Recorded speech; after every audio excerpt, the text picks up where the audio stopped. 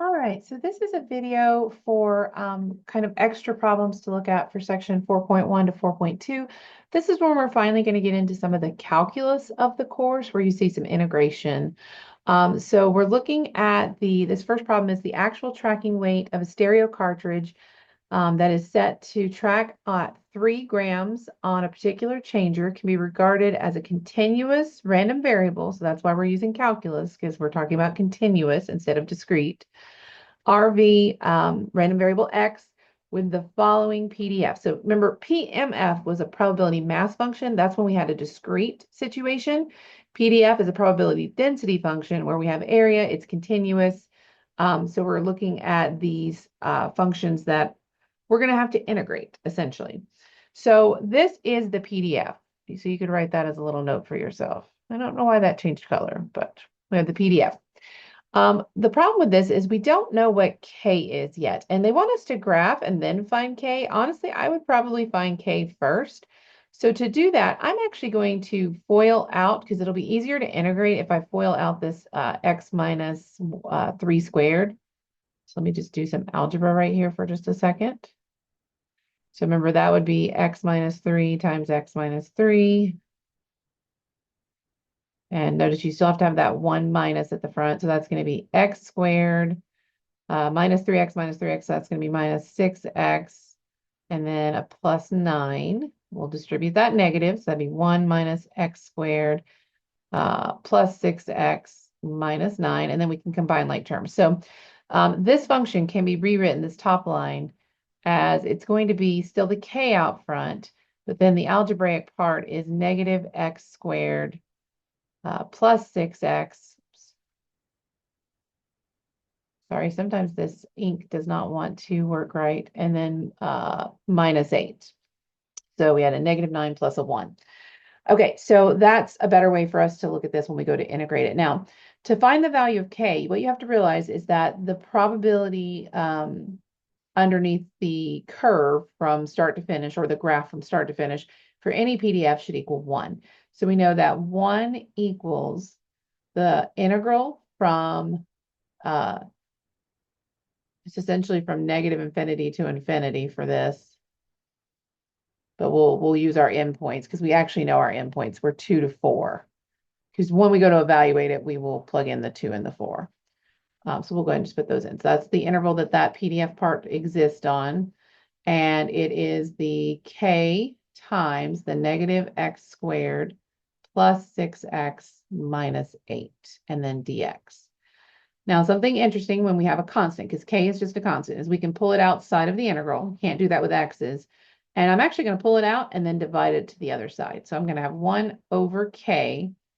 And now I'm going to work out this part. So once I rewrite it, we can take the antiderivative of this, and then we'll be able to solve for K. And that'll help us with the graph of the choices. So remember, when you take the antiderivative, you are going to be raising the power and then dividing by that new value. So this first one would be negative x to the third divided by 3. We'll raise the second one's power to a 2 and then divide by 2. So that'll end up being a 3x squared. And then we raise the power. The x, it's x to the 0 currently because you don't see it. So that's going to be minus 8x. And remember, we're going to evaluate that on our domain of that PDF part, which was from 2 to 4. So remember, when you evaluate an integral, you're going to plug in the top limit first. So I'm going to have a parentheses for that, minus plugging in the bottom limit. Okay. So negative 4 cubed would be negative 64 over 3. 4 squared would be 16 times 3 would be a 48. So I'm just writing down what I'm getting for each part. And then negative 4 times, or excuse me, negative 8 times 4 will be negative 32. Okay, so that's my first parentheses. And then the second one would be negative 2 cubed. Well, it's negative and then 2 cubed. So that's going to be negative 8 over 3. 2 squared is 4 plus 3 is 12. And then 2 times negative 8 is negative 16. Now we can clean this up a little bit. I'm going to go ahead and just combine what I can inside. Actually, we can go ahead and distribute our negative if we want, and then we can combine all our like terms. So if we distribute this, that would change the sign of all the numbers inside that parentheses. So we've got negative 64 over 3 plus 8/3. So that's actually going to be negative 56 over 3. And then we have 48 minus 32. That's going to be 16. We have another 16 that's positive now, so that's 32. And then minus 12, that's going to be plus 20. We can get a common denominator. That would be 60 over 3 and negative 56 over 3. So 1 over k is going to equal 4, because you're adding these two numerators together, over 3. Now, that's 1 over k. We want k. So you can either think of it as cross multiplying, or because it's a proportion, you can flip both of them, and that would just mean that k is equal to 3/4. So I can kind of rewrite in my PDF now. I can say f of x equals, and this would be 3/4. And then we have our 1 minus, and I'm just going to write it in the way it originally was. That was from 2 to 4 on the graph, and then 0 otherwise. Okay, so I can fill in part B now that I've got that. That was 3/4. All right, so let's look at the graphs. So we know all of them go from 2 to 4, so that part isn't going to help us narrow anything down. What would be nice to know, it would be what is the evaluation of the peak, which is at 3. That's where the halfway point, and notice we have symmetry. We have a nice, beautiful symmetry on all of these graphs, which will help us if we're doing mirror image probabilities.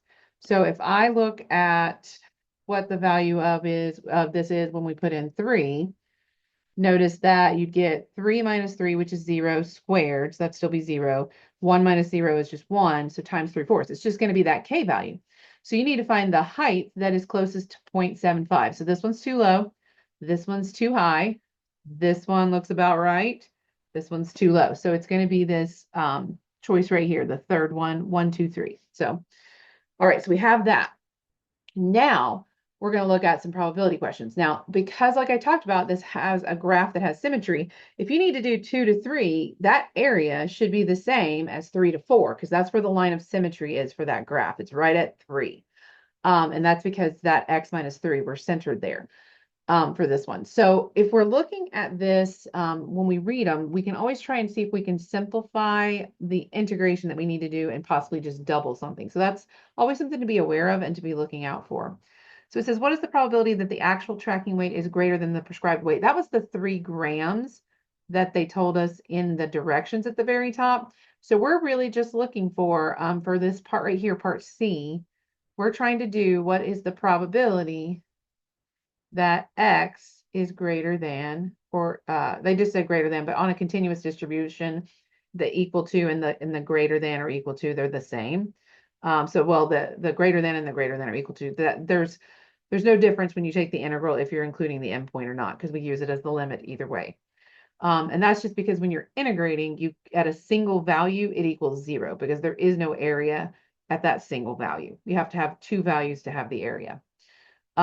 So when we look at this, let's see, greater than 3 would mean we're going from 3 to 4.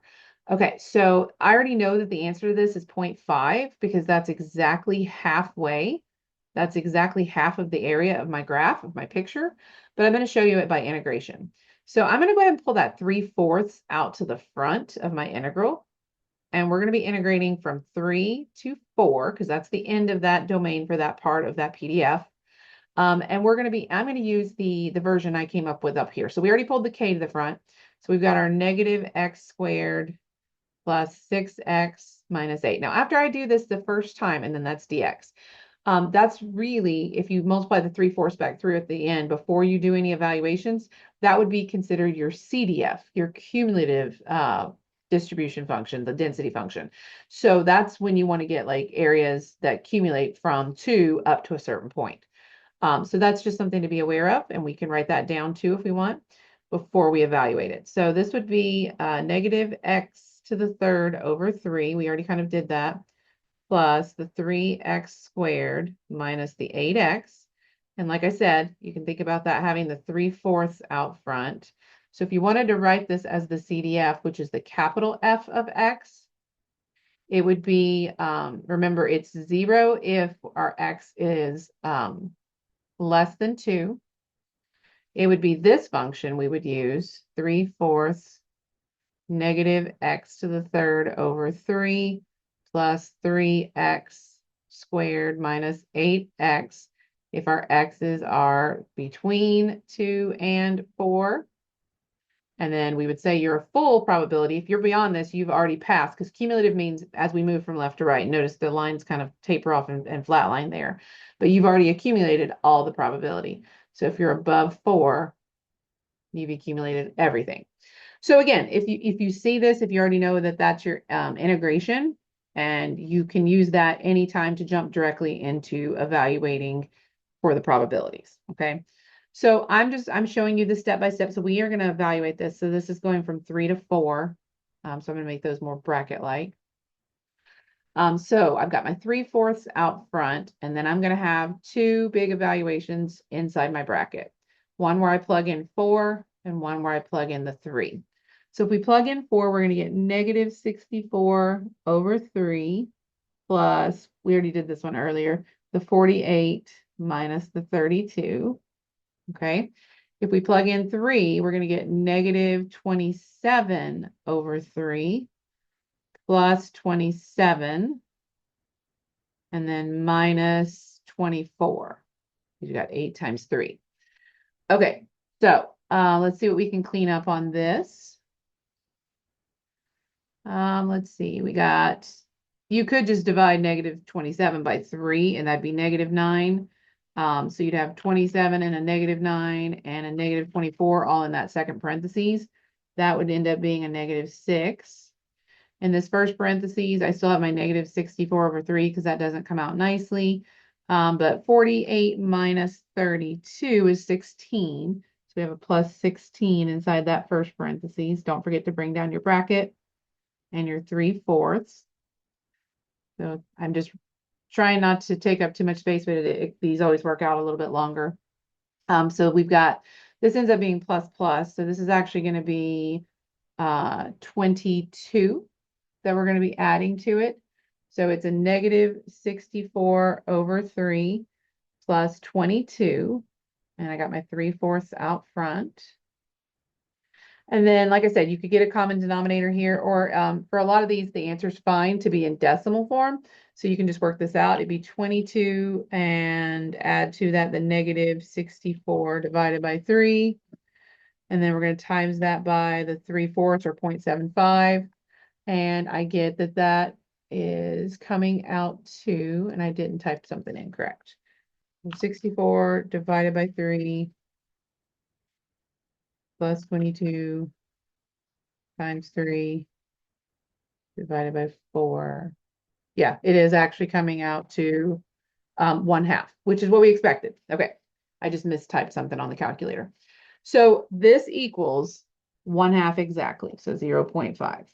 Okay, now I already knew that though visually. I knew that the area was half, from 3 to 4 is half. So that means the area from 2 to 3 is also half if they ever asked you that as a follow-up question.